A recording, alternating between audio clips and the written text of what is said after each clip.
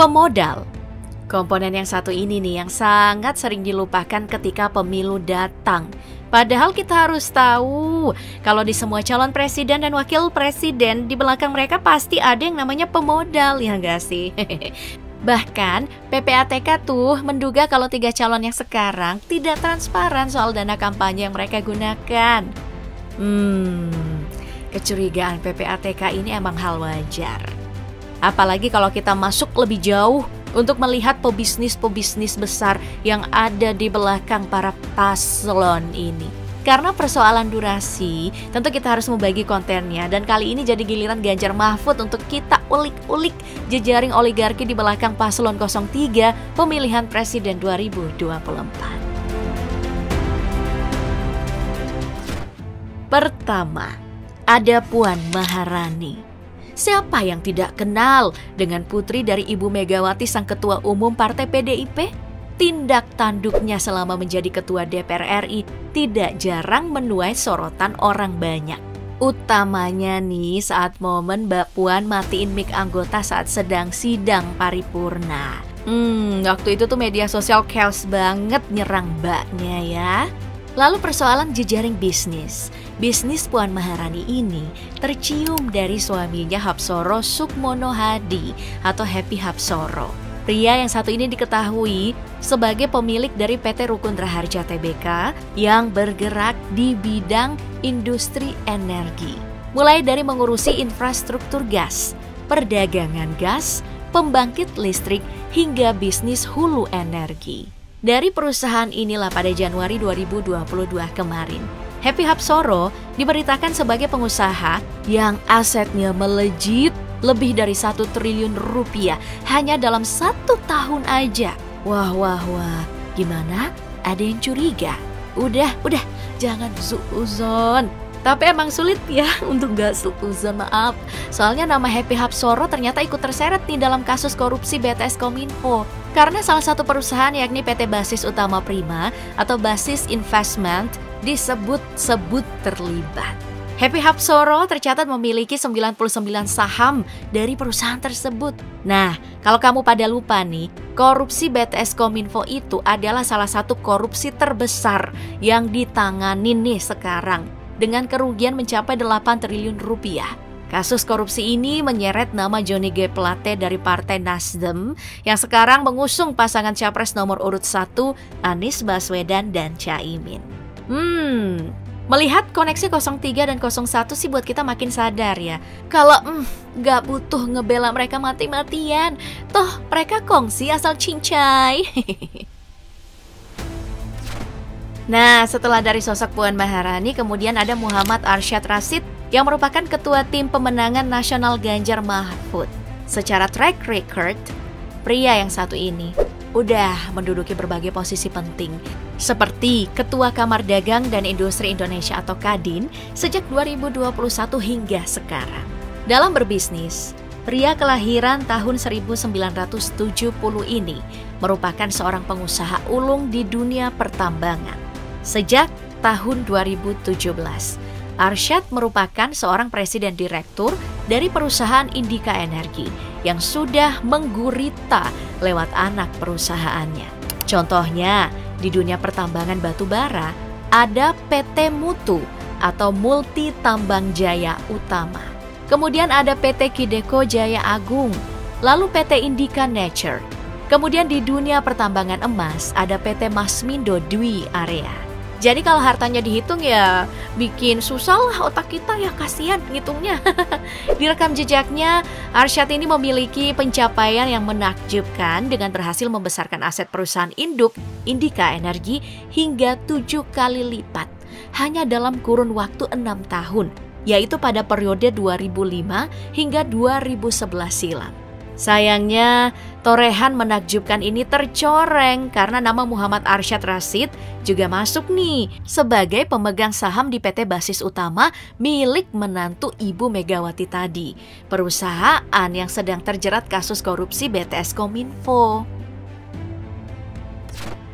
Dari Ketua Tim Pemenangan, mari kita pindah ke Bendahara Tim Pemenangan Nasional Ganjar Mahfud, Oryas Petrus Modak. Kehidupan pria yang satu ini bisa saja menjadi kebanyakan mimpi anak zaman sekarang yang pengen kerja di dunia pertambangan. Bagaimana tidak? Track record pria asal Kupang ini emang mentereng di dunia tambang. Mulai dari tahun 2018 menjadi direktur utama di PT Inalum, sampai jadi wakil direktur untuk PT Freeport Indonesia tahun 2021. Kebayang dong gajinya berapa? Beli iPhone 15 2 biji mah bukan masalah. Nah, pemilihan Oryas Petrus Murdak sebagai bendahara TPN Ganjar Mahfud juga nggak perlu dipertanyakan. Sudah berulang kali pria ini menduduki jabatan penting di bidang keuangan. Mulai dari menjadi Direktur Keuangan PT Bukit Asam, hingga menjadi Direktur Keuangan Pelindo II dan Direktur Utama Pelindo III. Ya, untuk sekarang selain menjadi bendahara TPN, pria ini juga jadi Direktur Independen di PT Rukun Raharja yang lagi-lagi milik suami dari Mbak Puan Maharani. Jadi track recordnya jelas banget ya. Soal megang uang mah pasti udah punya skill. Ya, meskipun Oryas juga pernah bikin heboh nih karena dipanggil KPK terkait dugaan pengadaan K Container Crane Pelindo II. Berbicara soal orang di belakang Capres dan Cawapres nomor urut 3, kita tentu tidak melupakan bagian partai pengusung. Salah satunya yang bakal kita bahas adalah sosok Usman Sabtaodang yang merupakan ketua Partai Hanura. Pria yang kerap dipanggil Oso ini merupakan pebisnis sekaligus politikus handal Indonesia. Secara bisnis, Usman Sabtaodang punya Oso Group, sebuah gurita bisnis yang bergerak di berbagai bidang, mulai dari properti, jasa keuangan, transportasi, manufaktur, medis, agrobisnis, dan juga pertambangan. Khusus untuk pertambangan Oso lewat kepemilikan saham di berbagai perusahaan lainnya, dia terlibat dalam berbagai perusahaan dan jenis pertambangan, mulai dari PT Karimun Granit yang menambang granit. Kemudian PT Mangan Kupang Industri yang menambang aluminium, dan ada juga PT Total Orbit Prestasi yang menambang batu bara. Dalam kepemilikan asetnya, Oso ini juga nggak lupa untuk memboyong istri dan anaknya terlibat di usaha-usaha yang dijalankan. Ini nih family man banget kan? Tapi sosok family man ini juga tidak lepas dari kontroversi sebagai pejabat publik. Di tahun 2011, dirinya dicurigai oleh PPATK melakukan pencucian uang di kasino judi Malaysia. Kecurigaan ini sampai sekarang tidak terbukti karena laporan PPATK tidak pernah ditindaklanjuti. Masih dari sosok pemimpin partai atau pimpinan partai yang sekarang sekaligus jadi pendiri atau pemilik dari MC Group Haritanu. Di dunia politik, Haritanu ini dikenal sebagai pendiri dan ketua umum Partai Perindo, partai yang punya mars paling ear-catching di Indonesia. Ponakan aku hafal loh. Dalam dunia bisnis, Haritanu dan MNC Group awalnya berkiprah di bidang media, jasa keuangan, dan entertainment hospitality. Namun lambat laun, bisnis ini mulai merambah berbagai sektor lain, seperti konstruksi lewat MNC Land, dan kemudian yang paling banyak dibicarain ini adalah sektor pertambangan lewat MNC Energy Investment. MNC Energy Investment ini menggawangi berbagai macam perusahaan tambang, mulai dari PT Bumi Sriwijaya Perdana Coal, PT Putra Mubah Coal, PT Indonesia Batu Prima Energy, PT Artaco Prima Energy, PT Sriwijaya Energi Persada, PT Energi Inti Bara Pratama, PT Titan Prawira Sriwijaya, PT Primaraya Energi, dan PT Bakti Coal Kaltim. Seluruh perusahaan ini memiliki total lahan konsesi yang begitu luas, yaitu mencapai 72.478 hektar. Luas lahan konsesi ini lebih besar loh dari Jakarta yang hanya punya luas 66.150 hektar. Dalam pemilu 2024 ini, Haritanu dan keluarga memang banyak disorot. Bukan cuma karena keberpihakannya pada pasangan Ganjar Mahfud ya, tapi juga karena istri dan kelima anaknya ikut jadi calon legislatif. Kalau semuanya tembus, makan malam keluarganya bakal seru nih, ngomongin sidang paripurna melulu. Bicara tentang jejaring oligarki, ada satu orang lagi nih yang turut jadi perhatian, yaitu Sandiaga Uno. Di Pilgub DKI 2017 jadi pasangan Pak Anies. Di Pilpres 2019 jadi pasangan Pak Prabowo. Siapa sangka di Pilpres 2024, Pak Sandi jadi Ketua Badan Pemenangan Pemilu Nasional Partai P3 yang menjadi salah satu partai pengusung dari pasangan 03. Hal ini menggambarkan bagaimana dinamisnya elit politik kita bisa berpindah-pindah.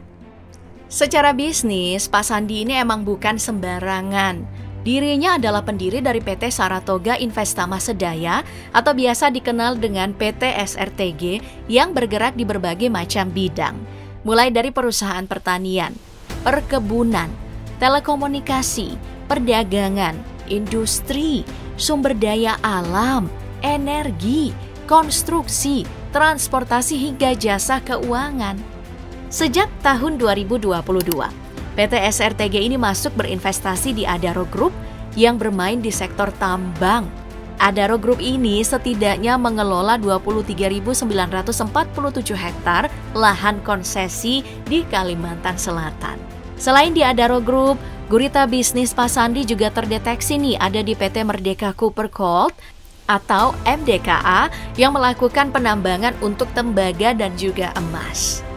Nah, terlibatnya Pak Sandi di dunia tambang bisa dibilang kalau peluang sektor ini memang menggiurkan. Nah, selain nama-nama di atas, tentu saja masih ada nama-nama lain yang menjadi jejaring oligarki pertambangan di belakang pasangan calon nomor urut 3. Mulai dari sosok Heru Dewanto, Andi Ridwan Witiri, hingga Stefano R. Adranakus. Selain nomor 3, tentu saja jejaring oligarki ini juga ada di pasangan lainnya. Jadi, siapapun yang menang, pastinya kaum-kaum elit ini nih yang paling menang.